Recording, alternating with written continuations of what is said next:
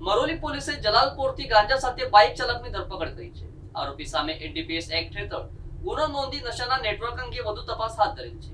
નવસારી જિલ્લાની મોરોલી પોલીસે ગુનાખોરી અને નશાકારક પદાર્થોની હેરાફેરી પર અંકુશ મેળવવાના ભાગરૂપે હાથ ધરેલી કાર્યવાહીમાં મોટી સફળતા મેળવી છે. મોરોલી પોલીસની ટીમ ગત 8 ઓગસ્ટે જલાલપોર વિસ્તારમાં નાઇટ પેટ્રોલિંગમાં હતી. તે સમયે મિંડોળા નદીના બ્રિજ પાસેથી પસાર થતી એક શંકાસ્પદ સ્પ્લેન્ડર પ્લસ બાઇકને અટકાવીને તપાસ હાથ ધરવામાં આવી હતી. તલાશી દરમિયાન બાઇક ચાલક પાસેથી 16.900 ગ્રામ ગેરકાયદેસર ગાંજાનો જથ્થો મળી આવ્યો હતો. પોલીસે ઘટના સ્થળેથી પકડાયેલા 54 વર્ષીય સુરેશભાઈ ચંદુભાઈ શર્માની તાત્કાલિક અટકાયત કરી ગાંજો તથા બાઇક જપ્ત કર્યા હતા.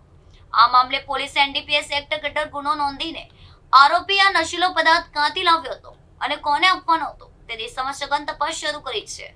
પોલીસે પકડાયેલા આરોપીની વિગતવાર પૂછપરછ હાથ ધરીને તેના નેટવર્ક સાથે જોડાયેલા અન્ય સ્મગલરોની વિગતો મેળવવા માટે ચક્ર ગતિમાન કર્યા છે. ઝડપાયેલા ઈસમ સામે કાયદેસરની કાર્યવાહી પૂર્ણ કરી તેને નામદાર કોર્ટ સમક્ષ રજૂ કરવાની પ્રક્રિયા હાથ ધરવામાં આવી છે.